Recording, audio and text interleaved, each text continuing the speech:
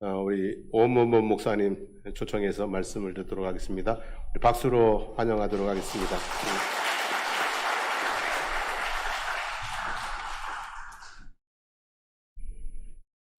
잠시 기도하겠습니다. 아버지 하나님 감사합니다. 오늘 귀한 성의를 우리에게 허락해 주시고 또 귀한 하나님의 전에 모여서 예배드리게 하심을 감사드립니다. 한 주간 주께서 지켜주셨던 것처럼 오늘 이 시간도 저희와 함께 해주시고 주의 말씀에 근거해서 선포되는 말씀을 전하는 자, 듣는 자 모두에게 은혜가 되는 귀한 시간 되게 하여 주옵소서. 감사함이 예수님 이름으로 기도드리옵나이다. 아멘. 아까 목사님께서 소개하셨는데 제가 장승복교에 설교하러 오던 날이 하필이면 태풍이 있던 날이어서 기억하시는 분 계신가요 혹시? 네, 기억 안 하시는 게 더 좋습니다. 왜냐하면 그날 제가 좀 늦었기 때문에 길이 막혀서 오늘 그래서 좀 일찍 출발을 해서 됐습니다. 오늘 누가복음 6장의 말씀을 근거로 해서 원칙이라고 하는 제목으로 은혜를 나누려고 합니다. 사람은 누구나 자신만의 원칙을 가지고 있습니다. 물론 여기서 말하는 원칙은 어쩌면 자신만의 중요도라고 할 수 있겠죠. 모두가 합의된 내용이 아니라 자기만의 원칙일 수 있으니까 그건 내가 가장 중요하게 생각하는 것을 말씀드릴 수 있을 겁니다. 나는 이런 걸 가장 중요하게 생각한다. 그래서 그 어떤 것보다도 이걸 지키려고 노력한다. 이런 내용들이 있을 겁니다. 예를 들면 어떤 것이 있을까요? 요즘은 뭐 가족들 간에 이렇게 다 같이 모여서 식사하기 어려우니까 우리 가정은 한 달에 한 번 정도는 가족까지 다 모여서 같이 식사하자. 이건 원칙이다. 지켜야 된다. 이렇게 정할 수도 있을 겁니다. 나는 직장에 일찍 출근해서 늘 하루의 일과를 먼저 정리한 다음에 일을 시작하겠다. 그것도 자신의 어떤 원칙이 될 수가 있겠죠. 나는 매일 새벽 기도회를 나가기가 힘드니까 한 주에 한 번, 월요일 혹은 화요일, 어느 날이든 좋으니까 그날을 정해놓고 나는 새벽 기도를 지키겠다. 그것도 신앙의 한 원칙이 될 수 있을 겁니다. 성도들에게는 누구나 원칙이 있는 것이죠. 그리고 그 원칙의 출발은 바로 성경에서 기인하게 됩니다. 성도들도 나름의 이제 믿음의 원칙들을 세우고 그 성경에 근거해서 정한다고 하는 것이죠. 성경 속에 가장 많이 등장하는 인물들이 어떤 인물들일까요? 유대인들이 가장 많이 등장을 합니다. 특히 신약에는 바리새인들이 많이 등장을 하게 되죠. 그들 유대인들 혹은 바리새인들로서의 자신들의 원칙도 있었습니다.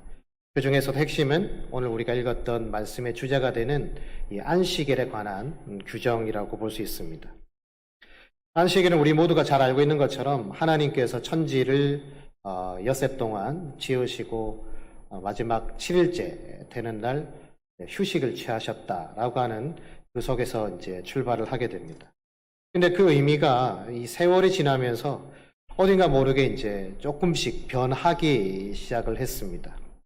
안식일은 말 그대로 하나님이 하신 그 일처럼 온전한 쉼을 통한 회복을 하려고 하는 시간이었는데 그 이유는 어떻게 됐습니까? 이게 종교적인 의미로 바뀌게 되죠. 종교적 의미가 강하게 내포된 일로 사람들은 이것을 그 어떤 것보다도 우선되는 원칙으로 삼기 시작했습니다.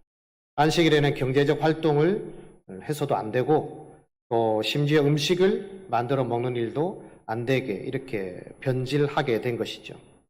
그래서 전쟁이 나더라도 유대인들은 안식일이 끼면 아무것도 할 수 없어서 수많은 동족들이 죽음을 당해도 아무것도 할 수가 없었습니다. 그런데 여러분, 사람에게 제일 중요한 게 뭘까요? 어떤 게 가장 중요할까요? 사람에게? 여러분 뭐가 제일 중요하십니까? 목숨보다 귀한 게 있습니까? 아무리 안식일 규정이 중요하고 아무리 다른 게 중요해도 사람에게는 목숨보다 더 중요한 건 없다라고 하는 겁니다. 사실 국가나 사회도 체계를 유지하기 위한 여러 규정들을 만들어놨죠. 헌법도 있고요, 법률도 있고, 또 시행령도 있고, 또 지자체로 오면 조례 같은 것도 있습니다. 공동체를 유지하기 위해서 여러 가지 원칙들을 만들어 놓고 사람들은 그것을 지키도록 이렇게 요구를 하게 되는 것이죠. 근데 그 법과 원칙이 만약에 사람의 목숨을 지키는 것보다 더 앞서 있다면 우리는 그 법과 원칙을 어떻게 판단해야 되겠습니까? 그걸 지켜야 됩니까? 법과 원칙이 모든 사람들로부터 존중받는 이유는 굉장히 간단합니다. 왜냐하면 그 법과 원칙이 우리 사회의 안녕과 생명을 지켜준다라고 믿고 있기 때문에 그 법과 원칙을 우리는 준수하려고 하는 겁니다. 야, 그건 법이잖아. 그건 규정이잖아. 이렇게 말하는 것도 나의 권리와 나의 생명을 지켜줄 수 있을 거다라고 하는 확신이 있으니까 그 법과 원칙에 대해서 우리가 준수하려고 하는 거죠. 근데 만일 법과 원칙이 우리의 생명을 지켜주는 것이 아니라 도리어 생명을 위협한다. 우리의 안정을 위협하는 것이다. 라고 한다면 그 순간 아무리 국가가 정한 거라 할지라도 그 법과 원칙을 지키지 않는다라고 하는 겁니다. 오늘 우리가 읽은 누가복음 6장에 보면 이 안식일에 대한 준수와 위반을 둘러싸고 예수님과 서기관 그리고 바리새인들 간의 이 논쟁이 오가고 있습니다. 1절을 보니까요. 이 예수님이 제자들과 안식일에 밀밭 사이를 지나다가 이 제자들이 되게 배가 고팠던 모양입니다. 배가 고파서 이 이삭을 잘라서 이제 비벼서 그걸 까가지고 먹게 되죠. 이때 바리새인들이 얘기를 합니다. 어찌하여 당신 제자들은 안식일에 해서는 안 될 일을 하느냐? 달리 말하면 예수 당신은 왜 안식일 규정을 어기고 제자들이 하면 안 되는 일을 허락하고 있느냐? 이렇게 이제 질문을 하고 있는 것이죠. 이 논쟁은 6절 이하에서 계속 이어집니다. 안식일에 손이 마르는 병을 앓고 있던 환자를 고치시는 일과 관련해서 또다시 논란이 생기고 급기야 바리새인들은 예수님을 고발할 명분을 찾게 되고 그리고 그 기적이 일어나게 되자 병고침이 일어나게 되자 어떻게 하죠? 나중에는 본격적으로 어떻게 처리해야 할지를 의논하게 이르게 됩니다. 여기서 우리가 생각해야 될 한 가지가 있는데요. 그게 뭐냐면 유대인들은 지금 무엇이 중요한지 혹은 무엇이 옳은지 또 무엇이 필요한지에 대해서는 어떤 판단도 하고 있지 않습니다. 얼마나 배가 고팠을까? 어떻게 하다 저런 일을 했을까? 이런 판단들은 아무것도 하고 있지 않습니다. 저 사람 오른손이 말라서 얼마나 힘들었을까? 얼마나 아팠을까? 그런 생각조차도 하지 않습니다. 오로지 안식일에는 아무것도 해서는 안 된다는 자신들의 어떤 판단, 원칙, 아집으로 모든 일들을 생각하고 있는 것이죠. 우리 사회에 여러분 갈등이 얼마나 많은지 아십니까? 우리나라가 OECD 국가 중에 갈등이 매우 심각 단계에 있는 나라 중에 하나입니다. 그리고 1년에 우리나라가 사회적 갈등으로 있는 비용이 적게는 80조에서 많게는 240조에 이릅니다. 굉장하죠. 적게는 80조, 많게는 240조 이상의 사회적 갈등으로 인한 사회적 비용을 지불하고 있는 나라가 우리나라입니다. 물론 어떤 사회든 갈등 없는 사회가 있겠습니까마는 1년에 수십조에서 수백조에 이르는 이런 비용을 지불하면서까지 사람들이 갈등하는 이유가 뭘까요? 왜 사람들은 그렇게 갈등하면서 살아가고 있을까요? 생각해보면 갈등 조금만 줄이면 그러면 수십조, 수백조를 줄일 수 있겠네? 이런 생각이 들지 않습니까? 맞습니다. 이런 갈등을 잘 해결해 나가면 우리가 지불하지 않아도 될 비용들을 아낄 수가 있습니다. 그럼 어떻게 하면 갈등을 해결할 수 있을까? 갈등을 해결하려면 무엇보다도 이 갈등의 원인을 정확히 알아야 됩니다. 뭐 때문에 갈등하느냐? 무엇 때문에 사람들은 다투고 갈등하고 서로 상대를 비판하느냐? 이런 것을 알면 되는 것이죠. 오늘 본문에서 예수님과 바리새인들의 갈등과 논쟁의 핵심에는 무엇이 있습니까?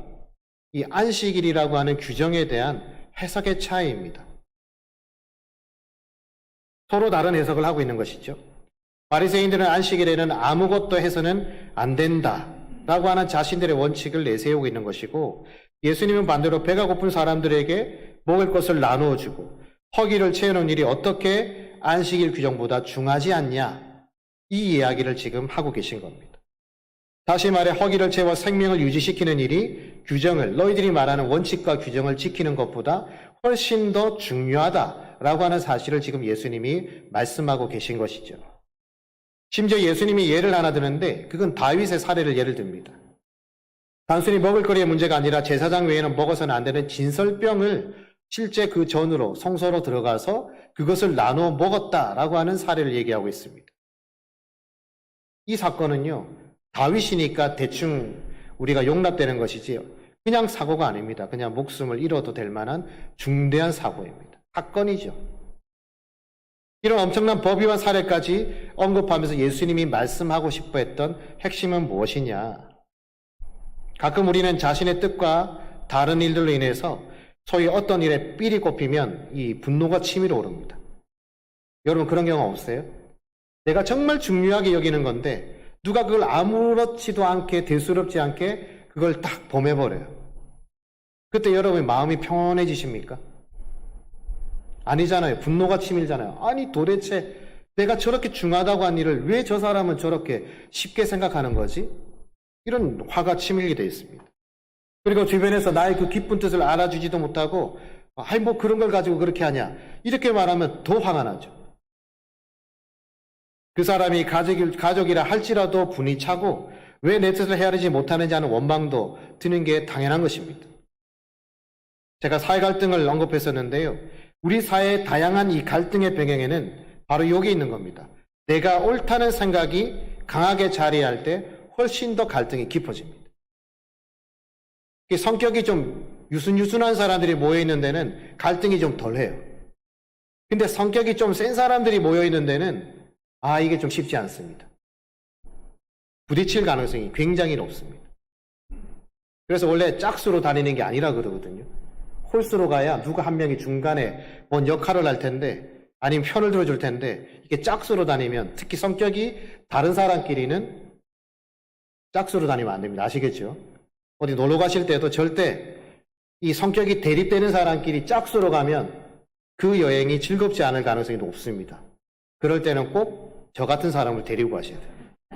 성격이 유순유순한 사람을 데리고 가면 확 풀립니다. 근데 그게 아니고 그렇지 않으면 굉장히 갈등이 깊어지는 거죠. 사람마다 생각은 굉장히 다릅니다. 결정의 배경도 다르죠. 하지만 누군가를 판단하고 어떤 것이 옳은가를 결정할 때 우리가 결코 놓치면 안 되는 사실이 기준이 하나 있다라고 하는 겁니다.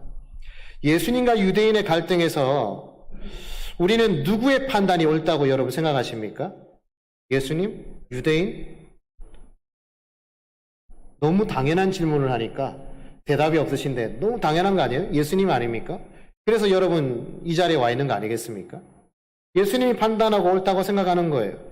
우리가 더 옳다고 믿는 그러면 예수님의 판단 근저에는 뭐가 있냐? 바로 생명에 대한 존중이 있는 겁니다. 그리고 이 생명에 대한 존중은 우리 모두가 동의할 수 있는 내용이 포함되어 있습니다.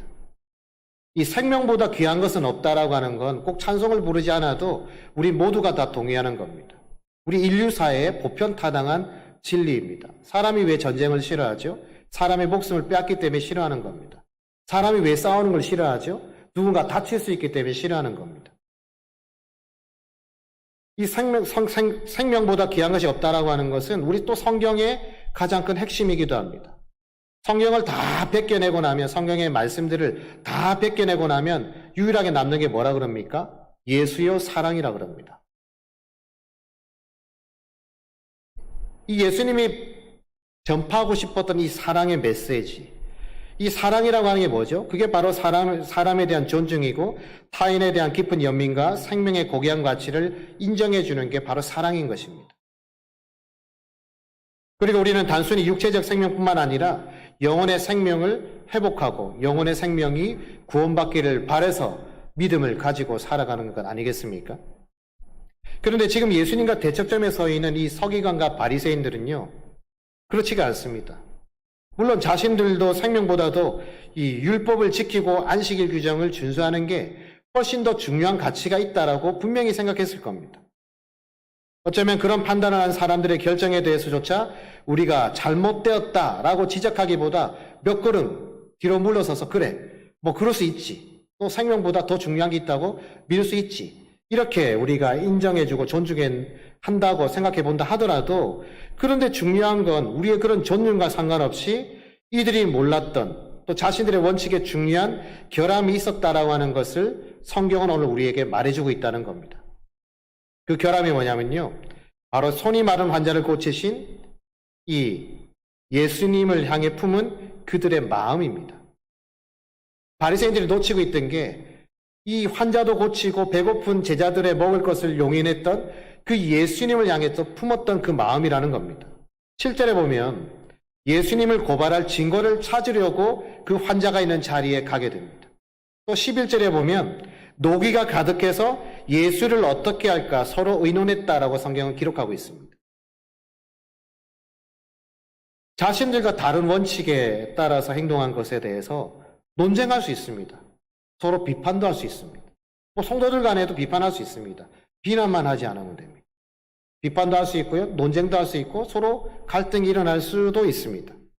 근데 그 다르다는 사실에 대해서 막 고발하려고 하고 아니면 노기가 차오르고 뭔가 그것을 하기 위해서 끼리끼리 모여서 대책회의를 해야 할 만큼 그렇게 중요한 것일까요? 그리고 나아가 그 대척점에 있던 예수님을 어떻게 처리할지 의논한 행위는 단지 자신들의 원칙에 따라 그 원칙에 충실하려고 했던 그런 사람들의 모습이라고 보기에는 이미 선을 넘어도 너무 많이 넘은 것 아니냐라고 하는 것이죠. 좀 부끄러운 얘기 하나 하면 우리 개신교는 분파가 굉장히 많습니다.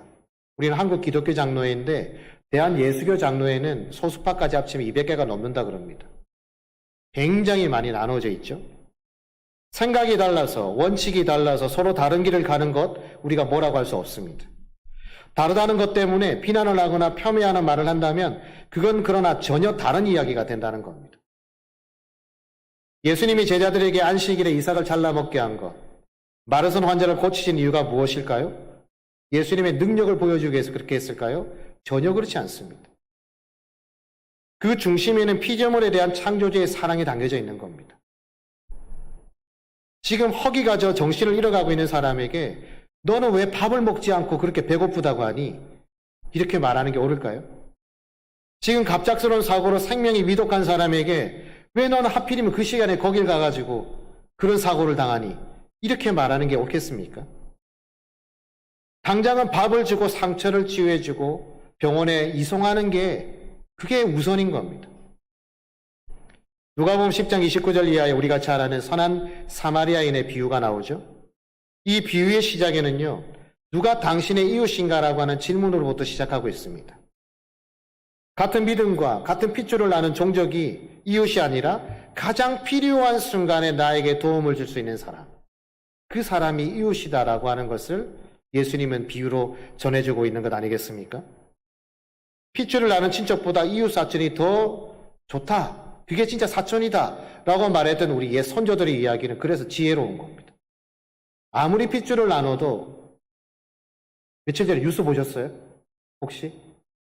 20년 넘게 태어나서부터 떨어져 지내던 한 번도 아이들을 돌보지 않던 부모가 50 몇 살 된 아들이 배를 타다가 사고로 사망을 했는데 그때 나타나가지고 모든 사망보험금이며 이 재산을 다 옮겼다는 뉴스를 혹시 보신 분 계신지 모르겠습니다.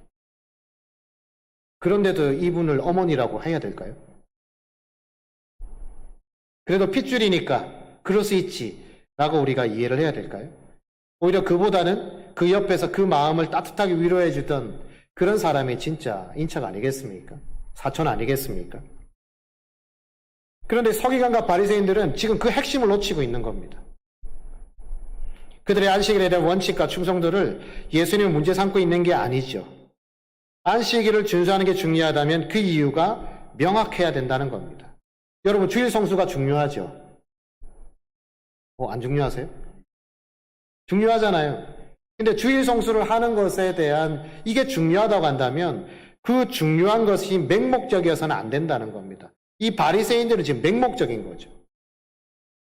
그 이유가 바로 11절에 나오는 겁니다. 자신들과 다른 판단을 했다는 이유만으로 그들은 노기에 차서 분노에 차서 상대인 예수님을 어떻게 처리하는 게 좋을까? 그렇게 의논하고 있는 겁니다. 사랑하는 여러분, 사람은 오라 원칙을 가지고 살아갑니다.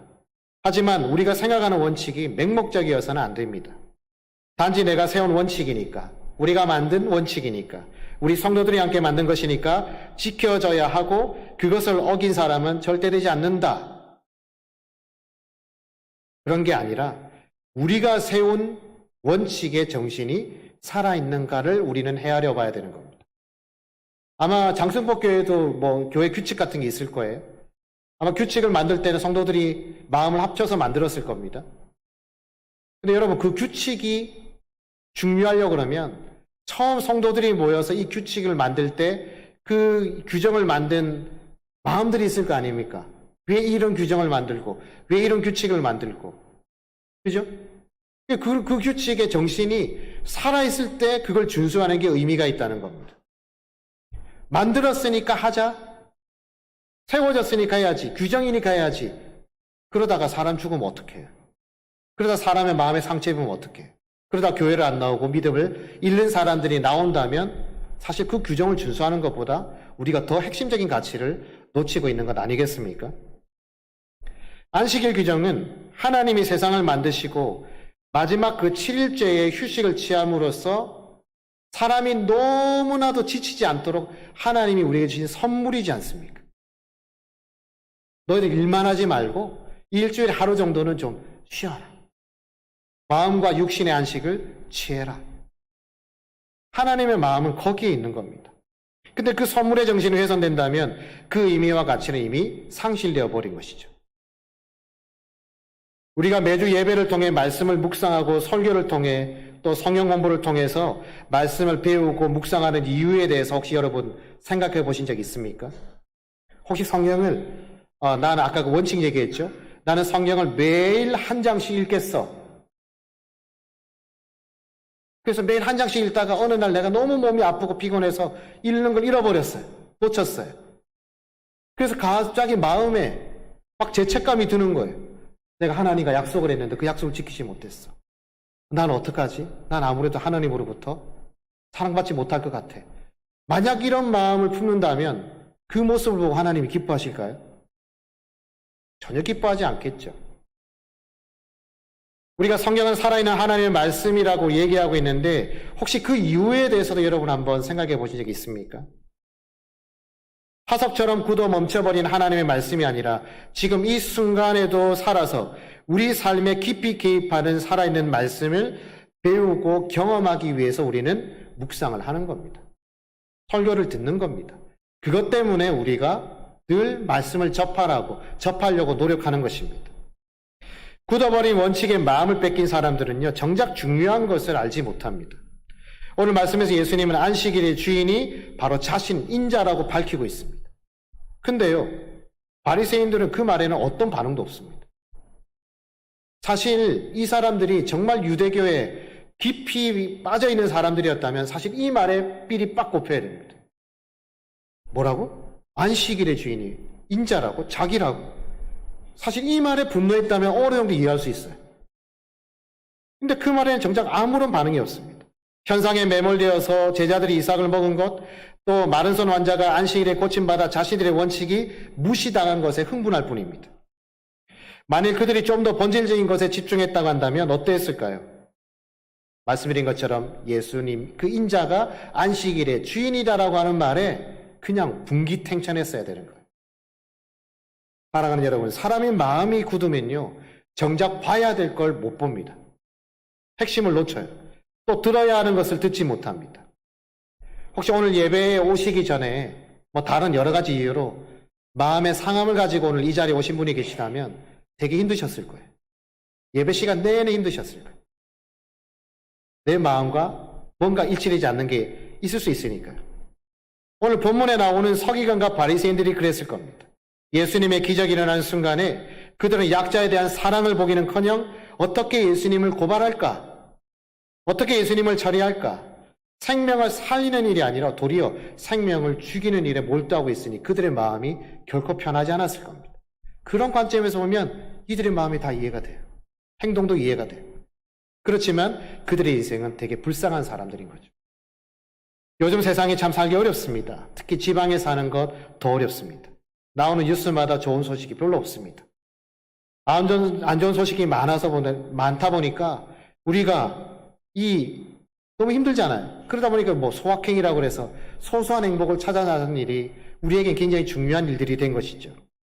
그리고 기도합니다.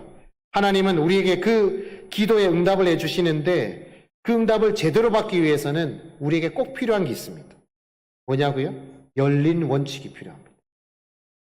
꽉 닫힌 원칙이 아니라 좀 열려있는, 오픈되어 있는 원칙이 필요하다는 겁니다. 생명을 살리고 생명의 가치가 중심에 서 있는 이 열린 원칙을 가지고 우리의 믿음의 길을 이어가는 것이 그 하나님의 응답을 우리가 느끼려면 그게 훨씬 더 중요하다는 겁니다. 사실 주변에 보면요, 내 마음에 딱 맞는 사람 찾기 어렵습니다. 나와 같은 원칙으로 살아가는 사람 더더욱 찾기가 힘듭니다. 나 자신도 스스로 만족이 잘 안 되는데 내 마음에 부합하는 사람을 찾기가 결코 쉽지 않지 않겠습니까?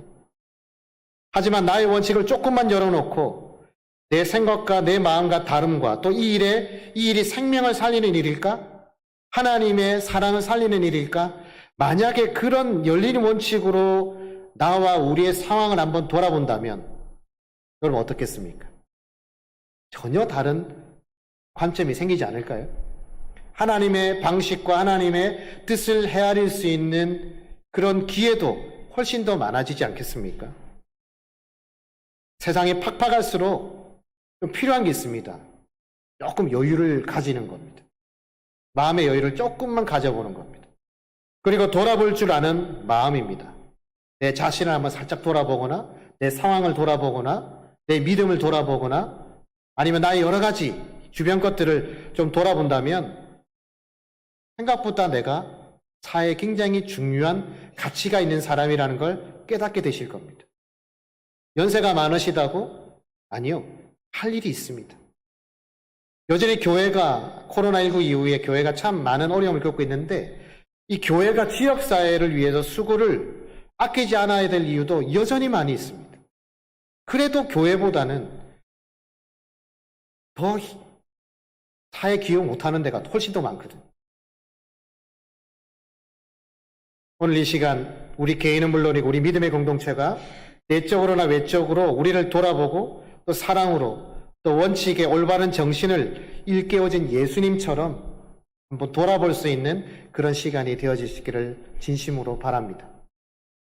우리 삶의 새로운 원칙의 가치가 세워져서 저나 여러분들이나 이 시대에 너무 꽉 막히게 그렇게 살지 말고 조금만 열린 마음으로 살아간다면 어쩌면 예수님의 그런 곳곳에 묻어나는 그런 사랑의 마음들이 우리 삶에 더 경험되어지는 그런 시간이 더 넘쳐나게 될 줄로 믿습니다. 오늘 이 말씀에 근거해서 다음 한 주간 살아가실 때 한번 그 놀라운 은혜를 체험해보는 저와 여러분 되시기를 다시 한번 주의 이름으로 간절히 축원을 드립니다.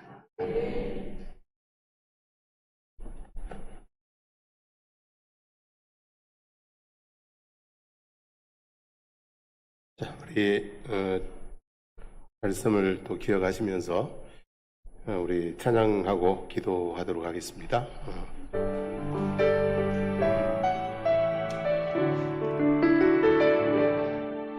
오직 주의 사랑에 매여 내 영 기뻐 노래합니다. 이 소망의 언덕 기쁨의 땅에서 주께 사랑 드립니다. 오직 주의 임재 안에 갇혀 내 영 기뻐 찬양합니다. 이 소망의 언덕 거룩한 땅에서 주께 경배드립니다. 주께서 주신 것들을 나는 말할 수 없네. 내 영혼 즐거이 주 따르려니가 주께 내 삶 드립니다. 오직 주의 사랑에 매여 오직 주의 사랑에 매여 내 영 기뻐 노래합니다. 내 소망의 땅에서 주께 사랑드립니다. 오직 주의 임재 안에 갇혀 내 영 기뻐 찬양합니다. 내 소명의 언덕 거룩한 땅에서 주께 경배드립니다. 주께서 주신 모든 은혜 나를 말할 수 없네. 내 영혼 즐거이 주 따르렵니다.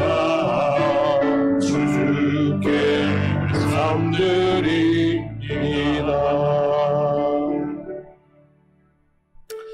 오늘 목사님 주신 말씀을 한번 기억해 보면 좋겠습니다.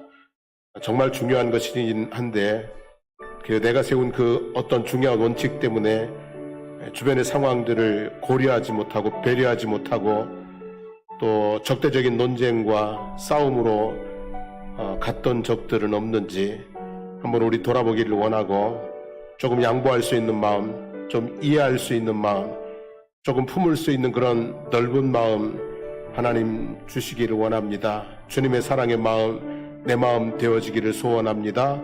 우리 한번 고백하면서 우리 주여 부르고 한번 기도하겠습니다. 주여, 살아계신 하나님 아버지 고맙습니다. 감사합니다. 오늘 아버지 말씀을 통해 우리를 아버지 하나님 깨우쳐 주시니 감사합니다. 하나님께서 주신 말씀 그 본질의 의미를 우리는 종종 놓쳐버립니다. 그리고 하나님 아버지 율법이라는 또 신앙이라는 어떤 나만의 아버지 하나님 잣대를 가지고 하나님 판단하고 또 비난하고 그리고 아버지 대적하고 그러면서 아버지 하나님 갈등 속에 신앙의 갈등 속에 살아가는 경우들이 종종 있었음을 하나님 아버지 고백합니다. 우리가 항상 아버지 하나님 하나님의 사랑 그 말씀의 본질 안에 들어가게 도와주시기를 원합니다. 우리 예수 그리스도의 사랑 그 아버지 본질 안에 들어갈 수 있도록 도와주시기를 원합니다. 그래서 아버지 하나님의 사랑의 기준을 가지고 하나님 아버지 우리가 아버지 하나님 상황들을 좀 이해하려고 하고 포용하려고 하고 하나님 끌어안으려고 하고 그렇게 넓은 마음으로 하나님의 넓은 사랑을 하나님 세상 속에 보여주며 살아가는 저희들의 모습이 될 수 있도록 인도하여 주시기를 주님 간절히 간구드리옵나이다. 우리 하나님 아버지 오늘도 주님의 사랑을 우리에게 가득히 부어주셔서 이 사랑으로 말미암아 우리가 행복하고 이 사랑으로 말미암아 행복을 주는 삶을 아버지 하나님 기쁨을 주는 삶을 하나님 아버지 살아갈 수 있는 저희들이 될 수 있도록 인도해 주시기를 주님 간절히 간구드리옵나이다. 하나님 아버지 고맙습니다. 감사합니다.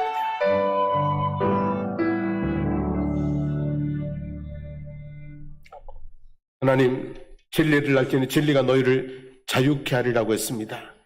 하나님의 말씀은 우리를 자유롭게 하는 것인데 때때로 율법에 우리가 묶여서 나도 묶이고 다른 사람도 묶어버리고 그렇게 하나님 너무 힘들고 힘들게 신앙이라는 이름으로 살아가는 경우도 있었을 것입니다. 하나님 주님의 마음을 우리가 알게 도와주시기를 원합니다. 아버지의 그늘 아래 자유로운 자녀들처럼 하나님의 그늘 아래서 우리가 참 자유를 누리고 살아갈 수 있도록 해주시기를 원하나이다. 그리고 하나님 내 주변에 있는 사람들이 나로 말미암아 힘들어하는 눈치 보고 피곤하고 답답해하는 그런 모습들이 아니라 주변의 사람들이 나 때문에 편안하고 나 때문에 즐겁고 행복할 수 있는 그런 모습의 삶을 우리가 또한 살아낼 수 있도록 인도해 주시기를 원하나이다. 함께 있음이 긴장되는 그런 집단이 아니라 함께 있음이 행복한 그런 공동체로 우리 사랑하는 성도들의 가정이 그리고 우리 교회가 세워질 수 있도록 은혜를 베풀어 주시기를 간절히 간구드리옵나이다. 하나님 오늘도 주님의 이름으로 모여서 주님의 이름으로 선포합니다. 성도들의 몸속에 있는 모든 질병과 고통들은 떠나갈지어다. 모든 약한 부분들이 회복되어지고 강건해질지어다. 성도들의 마음속에 있는 모든 어두운 생각들, 슬픔, 근심, 우울함 다 떠나가게 하여 주시옵소서. 주님의 평안함과 주님의 담대함이 그 마음을 지켜주셔서 하나님 힘들고 어려울 때에도 낙심하지 않고 승리하는 삶을 살아갈 수 있도록 인도해 주시기를 간절히 간구드리옵나이다. 오늘도 주님 앞에 나와서 이렇게 예배를 드렸사오니 한 주간 하나님의 은혜와 축복 가운데 살아가게 하여 주시기를 간절히 간구드립니다. 이제는 우리 주 예수 그리스도의 하나님 은혜와 하나님 우리 아버지의 영원 무궁하신 사랑하심과 성령님의 감화 감동 충만 교통케 하시는 역사가 이제 나의 원칙만 고집하는 것이 아니라 하나님 상대방의 입장과 형편과 그 아버지 하나님 마음을 헤아리기를 그런 마음을 갖고 살아가기를 마음으로 다짐하는 성도들 머리머리 위에 그리고 사랑하는 모든 걸음들 위에 우리 사랑하는 장승포 교회와 거제지역과 나라와 민족 위에 이제부터 영원토록 함께 하시기를 간절히 축원하옵나이다. 아멘.